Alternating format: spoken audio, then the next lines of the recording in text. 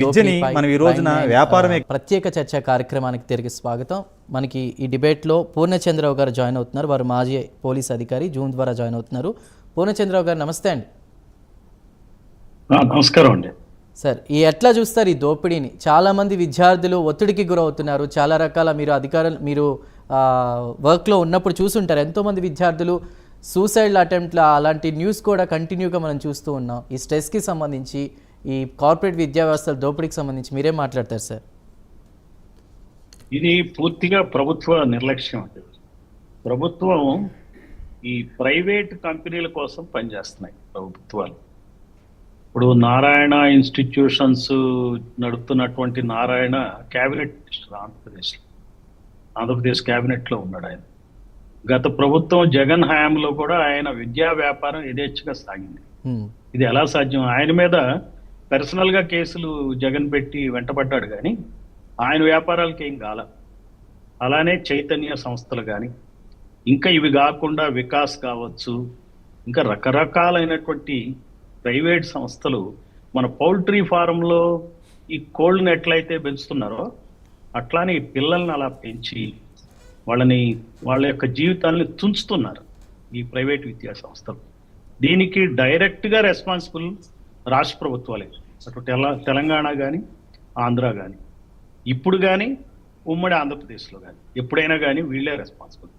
మీరు ఇంతకుముందు మనం 1990-96 ప్రాంతాల్లో ప్రైవేటైజేషన్కి బాగా నాంది పలికాడు ఆయన చంద్రబాబు నాయుడు. సో ఏం చేసినా బడ్జెట్ లేవు, డబ్బులు లేవు, మరి మనం ప్రైవేటైజ్ చేయక తప్పదు, సో ప్రైవేటైజ్ చేయాలని చెప్పి మరి లిబరలైజేషన్ వచ్చిన సందర్భంలో అట్లా అయితేనే మనం ముందుకెళ్తామని చెప్పి ఆయన అన్నాడు. ఆయన రాజకీయంగా ముందుకెళ్ళాడు, కానీ ప్రజలు వెనక్కి వెళ్ళిపోయారు. ఆనాడు 1995-1996లో బడ్జెట్, మన స్టేట్ బడ్జెట్ ఉమ్మడి ఆంధ్రప్రదేశ్కి 10,000 కోట్లు ఉంది. అది 1999-2000 వచ్చేటప్పటికి అది 20,000 కోట్లు అయింది బడ్జెట్. అదే 2014-15 వచ్చేటప్పటికి అటు తెలంగాణ కానీ ఇటు ఆంధ్ర కానీ ఒక్కొక్క రాష్ట్ర బడ్జెట్ 1,00,000 కోట్లకి రీచ్ అయింది.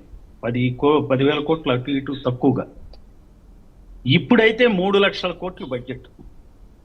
అప్పుడు ఏమన్నారు, 95-96లో ఈ ప్రైవేటైజేషన్ స్టార్ట్ చేసినప్పుడు మనకి గవర్నమెంట్లో డబ్బులు లేవు, జీతాలకే డబ్బులు లేవు, మరి స్కూల్ నడపటం కష్టం ఉంది కాబట్టి అప్పుడు జూనియర్ కాలేజెస్ ఉండే, అవన్నీ మూసారు. మామూలు గవర్నమెంట్ ఆర్ట్స్ కాలేజెస్ ఉన్నాయి, అవి కూడా ఆల్మోస్ట్ మూసేసినట్టే లెక్క, అక్కడ జనాలు లేరు. మామూలు స్కూళ్ళల్లో టీచర్స్ లేరు. సో అన్ని ప్రైవేట్ స్కూళ్ళలోనే వెళ్ళారు. ఈ పేదవాళ్ళేమో, అతిగతి లేని వాళ్ళేమో ఈ గవర్నమెంట్ స్కూల్లో అట్లా పడి ఉన్నారు. మరి డబ్బున్న వాళ్ళు, కొడుకులు కానీ, ఆఫీసర్ల కొడుకులు కానీ, వీళ్ళందరూ కూడా, నా పాయింట్ చెప్తాను మీకు, ఇక్కడ పాయింట్ చెప్తే ఈ రకమైన దానికి మనకు అర్థం అంటే ఇందులో పేరెంట్స్ పాత్ర కానీ బాధ్యత కానీ లేదంటారా? నేను చెప్తాను. పేరెంట్స్ తప్పటానికి లేదండి. ఇక్కడ ప్రభుత్వం తప్పు. ఇప్పుడు అమెరికాలో ఈ primary education, school education, free education, వేరే స్కూల్స్ ఉండవు. అప్పుడు పేరెంట్స్ ఏం చేస్తారు, ఆ స్కూళ్ళకే పంపుతారు. నువ్వు బయట స్కూల్ పెట్టి, కాన్వెంట్లు పెట్టి, నువ్వు పిల్లలు బాగా పైకి వస్తారు, ఇంగ్లీష్ చదువుకోవాలా, బిల్ గేట్స్ వచ్చాడు, మరి మనకి ఇంజనీరింగ్ కాలేజెస్ వచ్చినాయి, ఇందులో చదువుకోండి, వెళ్ళండి అని చెప్పి ఒక రకమైన వాతావరణం చీఫ్ మినిస్టర్ స్థాయిలో జరుగుతూ ఉంటుంది. తెల్లారు లేస్తే పేపర్లు కూడా అదే రాస్తారు, ఏ పేపర్ అయినా కానీ అలానే ప్రచారం చేస్తారు. మామూలు స్కూల్లో పిల్లలు ఎట్లా చదువుతారంటే, మేమంతా మామూలు స్కూల్లో చదివాం, మామూలు జడ్పీహెచ్ఎస్ స్కూల్లో చదివాం, మామూలు ప్రైమరీ స్కూల్లో చదివాం, పల్లెటూళ్ళలో చదివాం. మేము చదివే సివిల్ సర్వీసెస్ అపీర్ అయ్యాం, మరి సెలెక్ట్ అయ్యాం, ఉద్యోగాలు చేసాం. ఇప్పుడు నేను అనేది ఏంటంటే, ఇది పూర్తిగా ప్రభుత్వ పాలసీ అన్యాయం జరుగుతుంది. మరి పేరెంట్స్ ఏం చేస్తారు? పేరెంట్స్కి తప్పదు, వాళ్ళకి ఆపర్చునిటీ ఏం లేదు. అక్కడ ఎదురుగా కనపడతా ఉంటే ఒక మామూలు టీ కొట్టును, ఇంకో పక్కన మెక్డొనాల్డ్ కనపడుతున్నప్పుడు children are force to go there. ఉంది చూడంగానే యూనిఫామ్లు, స్టైల్ ఉంటుంది, అక్కడ ఎడ్యుకేషన్ ఉండదు, గ్రౌండ్స్ ఉండవు, ప్లే గ్రౌండ్స్ ఉండవు, ఏముండవు. అలాంటి చోటకి స్టూడెంట్స్ కూడా, టీచర్లు కూడా పంపుతున్నారు, పేరెంట్స్ పంపుతున్నారు. దీనికి కారణం ప్రభుత్వమే. ప్రభుత్వం అసలు ఈ ప్రైవేట్ ఇన్స్టిట్యూషన్స్ బ్యాన్ చేయాలి. ఇంత బడ్జెట్, 3,00,000 కోట్లు బడ్జెట్ పెట్టుకుని మరి సరైన విద్య ఎందుకు అందజేయట్లేదండి? ఇది ప్రభుత్వాలే రెస్పాన్సిబుల్. ఇదంతా క్యాపిటలిస్ట్ పద్ధతిలో జరుగుతుంది. ధనిక కులాల చేతుల్లో ఈ స్కూళ్ళు ఉన్నాయి, ప్రభుత్వాలు ఉన్నాయి. ధనికుల గురించి, వాళ్ళ వ్యాపారాల గురించి, డబ్బు గురించే వీళ్ళు వ్యాపారం చేస్తున్నారు. సో అందువల్ల ఈ అన్యాయం అంతా చేసేది చీఫ్ మినిస్టర్సే రెస్పాన్సిబుల్. ఈనాటి చీఫ్ మినిస్టర్స్, ఇంతకుముందు చేసినటువంటి చీఫ్ మినిస్టర్సే responsible. Right sir, right Purnachandra గారు, థ్యాంక్ యూ అండి. మనకి ప్రస్తుతం కాలర్ మనకు అందుబాటులో ఉన్నారు, వారితో మాట్లాడదాం. గుణాకర్ రావు గారు బొబ్బిల్ నుండి. గుణాకర్ రావు గారు నమస్తే సార్. నేను గుణాకర్ రావు, ఎక్స్ నేవీ, ఇండియన్ నేవీ. చెప్పండి సార్. ఇప్పుడు విద్యా ప్రమాణాలు బాగా మెరుగుపరచాలి సార్. మరి చంద్రబాబు నాయుడు గారు అనేది అంటారు. అక్కడ ఉన్నటువంటి ప్యానెల్లో ఉన్నటువంటి సభ్యులందరూ చాలా చక్కగా మాట్లాడారు సార్. ఈ కార్పొరేట్ వ్యవస్థ అనేటువంటి నారాయణ, చైతన్య, వీటి మీద ఒకసారి ఇందాక చెప్తున్నప్పుడు నేను విన్నాను. ఆ సార్ ఏం చెప్పారంటే, కిరణ్ కుమార్ గారు, కార్పొరేట్ వ్యవస్థ అంతా రాజకీయ వ్యవస్థ అయిపోయింది. ఇప్పుడు ఒక మంత్రి గారే స్వయంగా ప్రభుత్వంలో ఆధిపత్యం చెలాయిస్తున్నారు. ఆయన నారాయణ సంస్థకు చెందినటువంటి వ్యక్తి.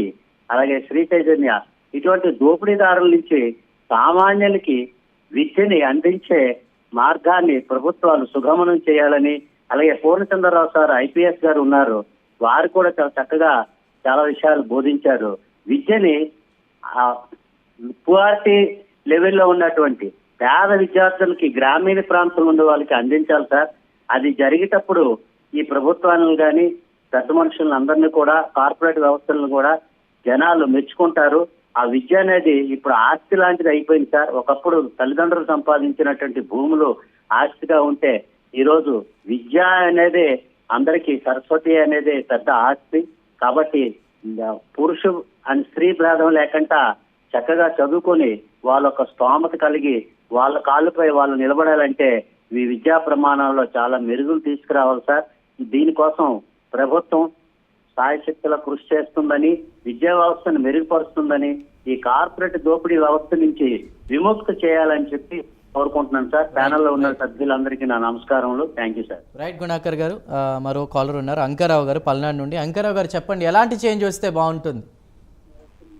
Good evening sir. చెప్పండి అంకారావు గారు. కార్పొరేట్ విద్యా విధానంపై మీ ఒపీనియన్ ఏంటి? ఎలాంటి చేంజ్ వస్తే ముందు విద్యార్థుల భవిష్యత్తు బాగుంటుందని మీరు అనుకుంటున్నారు? Good evening sir. మాది పల్నాడు జిల్లా సార్. సార్ చెప్పండి అంకారావు గారు, చెప్పండి, వినిపిస్తుంది. వినిపిస్తుంది సార్. సార్ మాది రైట్, మాట్లాడండి, వినిపిస్తుంది అంకారావు గారు. పల్లెటూరు సార్ మాది. మా స్కూల్లో ఇప్పుడు ప్రజెంట్ 20 మంది మాత్రమే ఉన్నారు సార్ పిల్లలు. మొత్తం ప్రైవేట్ స్కూల్కి వెళ్ళిపోతున్నారు సార్. ఆ స్కూల్లో ఒక్క ఇద్దరు మాత్రమే ఉన్నారు సార్ టీచర్స్. ఒక జెంట్స్, ఒక లేడీ సార్. మా ఊరి నుంచి కనీసం ఒక 15 మెంబర్స్ అవుట్ ఆఫ్ స్కూల్కి వెళ్ళిపోతున్నారు సార్, ప్రైవేట్ స్కూల్కి. మా స్కూల్లో నెక్స్ట్ ఇయర్కి వచ్చేసరికి అసలు ఉండదని డౌట్ ఏర్పడింది సార్ మా గ్రామస్తులకు. ఓకే రైట్, ఖచ్చితంగా ఇక్కడ మనకి చాలామంది పెద్దలు ఉన్నారు, వారితో కూడా మాట్లాడదాం, ఈ పాయింట్ గురించి కూడా మాట్లాడదాం. Thank you for the call అండి. మనకి ఇప్పుడు